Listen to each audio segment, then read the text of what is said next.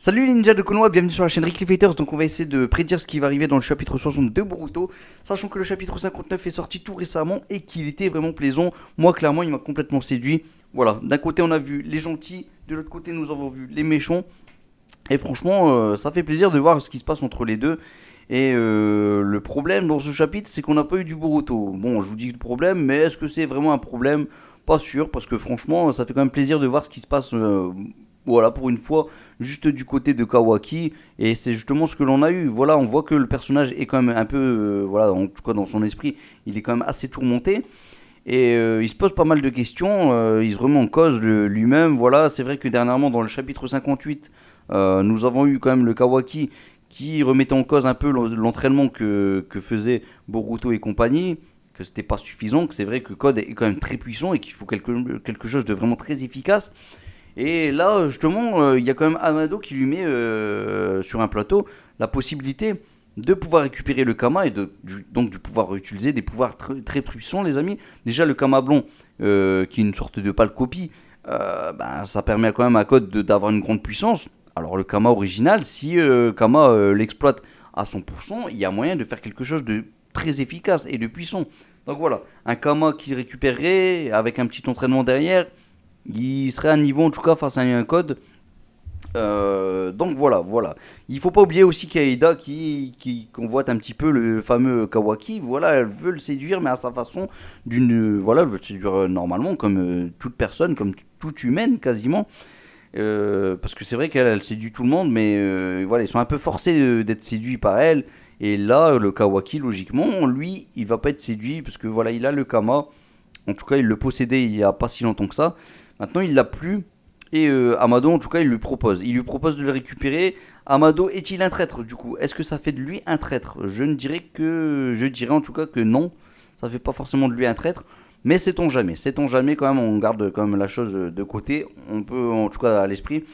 Parce que Amado, quand même, il y a quand même sa fille qui est morte. Est-ce que quelque part il veut pas venger sa fille en tuant le monde entier, clairement, en tuant toute la planète, en détruisant toute la planète, en détruisant le village de Konoha dans un premier temps?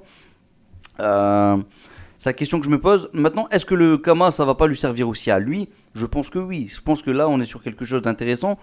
Ça va lui servir à Amado dans le sens où peut-être ça va lui permettre d'obtenir une puissance et de pas forcément être du côté, non seulement, je dis bien que ça va lui servir, attendez, je vais vous expliquer aussi pourquoi et comment, mais ça va lui permettre de pouvoir peut-être imprégner cette puissance dans un robot qu'il aurait pu créer, quelque chose qui lui manque, et ce serait justement ce manque, le Kama.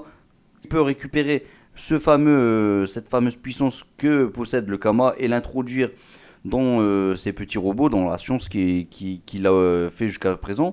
Et bien peut-être que justement il aurait le pouvoir de pouvoir détruire tout ce qu'il veut. Et c'est peut-être ce qu'il veut justement. C'est peut-être ce qu'il veut pour pouvoir venger lui-même sa propre fille. On ne sait même pas comment elle est morte, tout ça. Mais je pense que tôt ou tard on va l'apprendre. Ça c'est sûr et certain.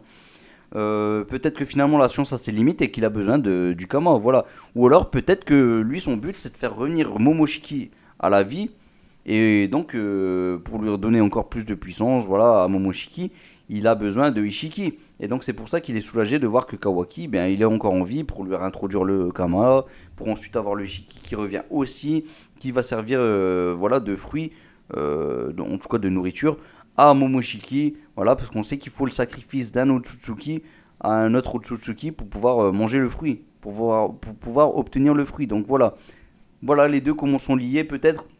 Peut-être que je me trompe les amis, il y a forte chance d'ailleurs, parce que je vois pas cette théorie, en tout cas, comme étant une théorie forcément potentielle. Maintenant, je vous expose la chose, et puis voilà, n'hésitez pas à dire ce que vous en pensez.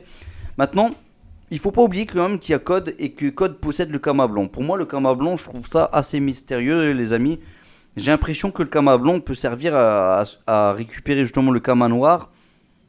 Et aussi, ça permet aussi de pouvoir reconfigurer justement ce Kama noir dans le Kama blanc. Maintenant, c'est vrai que le Kama blanc, en fait, c'est juste une copie ratée hein, du Kama noir. Et du coup, il peut pas servir d'hôte en tout cas, les amis. Il peut pas servir d'hôte. Du moins, c'est ce qui a été dit. Mais je sens qu'il y a quelque chose de caché là derrière tout ça, les amis. Franchement, je sens qu'il y a quelque chose de caché derrière tout ça. Voilà comment je sens les choses. Alors, d'un autre côté, nous avons quand même Boruto qui lui continue son entraînement logiquement. Je sens que quelque part ça va pas aboutir à quelque chose d'assez efficace. Maintenant, Boruto va servir à quelque chose, c'est sûr et certain. Il y a aussi Sarada qui, elle, continue son entraînement. Voilà, est-ce qu'elle va pas obtenir tôt ou tard le Mengeki ou Sharingan, les amis? Mais pour ça, il faut voir une mort d'un certain personnage, voilà, une mort proche. Donc, qui ça peut être? En tout cas, je pense qu'on n'est pas encore dans cet arc, en tout cas, dans ce moment où Sarada va obtenir le Mengeki ou Sharingan. Je pense qu'il va falloir encore attendre. Mais bon, Sasuke, il est là, il peut l'entraîner, et puis ça va servir à quelque chose. Maintenant, on parle de Sasuke. Sasuke n'a plus de Rinnegan. Est-ce qu'il va pas obtenir, ou ne serait-ce qu'un petit Sharingan pour son œil manquant?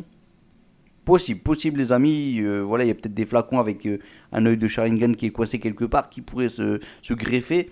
Donc ça peut être possible, pourquoi pas. On sait jamais, mais j'y crois pas trop. Je sens que Sasuke va devoir s'entraîner avec son œil et puis peut-être obtenir quelque chose de supplémentaire.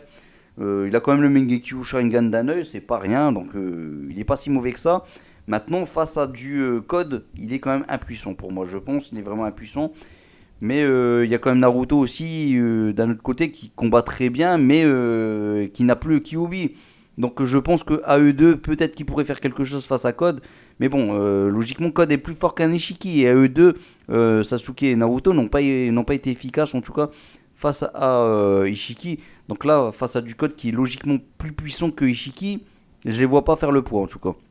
Et Amado lui-même le dit, hein, d'ailleurs, dans ce chapitre. Donc ça craint pour nos amis, ça craint pour nos amis. Là, c'est clairement la fin des haricots, pratiquement. En plus, il y a Daimon qui s'est ajouté au groupe des méchants. Et ce personnage, clairement, il a un pouvoir assez cheaté. Voilà, il peut renvoyer les coups en plus puissant. Par exemple, le soldat voulait utiliser la hache, bah finalement il s'est pris le coup de hache en plus puissant. Voilà, il y a eu des têtes qui sont passées, les amis. Donc ça fait peur, ça fait peur. C'est un pouvoir vraiment assez cheaté.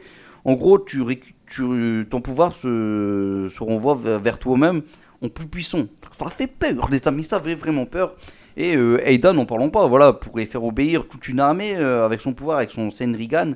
Et ça fait vraiment peur, mais bon, en plus, il y a quand même ces chevaliers protecteurs qui sont là pour la protéger. Il y a que Kawaki finalement qui peut faire quelque chose face à Aida et Boruto, puisque voilà, ils ont le Kama. Voilà, c'est le seul qui ne peuvent ne pas, en tout cas, être touchés face au Senrigan, face au pouvoir de Aida en tout cas. Voilà, je pense qu'on a fait le tour, les amis. Donc, on a quand même du Shikadai qui me fait plaisir dans ce chapitre 59. Je me dis que le personnage pourrait être introduit un peu plus du coup dans les prochains chapitres. Et ça, c'est une bonne chose. Ça, c'est une bonne chose, les amis. Donc, ça promet quand même de bonnes choses. Et j'espère qu'on reverra Sarada combattre un peu plus, tout ça. Et peut-être que j'espère en tout cas voir Shikamaru quand même à l'œuvre. Parce que depuis le début de Boruto, quand même, on ne l'a pas vraiment vu combattre, voire pas du tout. Donc il faut qu'il fasse quelque chose. Il faut arrêter de faire juste l'assistant quand même du Hokage quand même. Voilà. Voilà, je pense que j'ai fait le tour. N'hésitez pas à donner vos théories en commentaire, ça m'intéresse vraiment parce que je sais que là, on est loin d'avoir de bonnes théories dans cette vidéo pour le moment en tout cas. Mais on est encore sur du flou, beaucoup de flou, plus de surprises, plus de mystères encore que d'habitude. Donc voilà, donnez vos théories en commentaire, je vais lire ça attentivement. Et puis n'hésitez pas à liker la vidéo si ça vous a plu. N'hésitez pas aussi à vous abonner si vous passez par là. Et puis moi je vous laisse un petit Rasengan les amis. Salut tout le monde, ciao ciao ciao. Masenko et Rasengan aussi.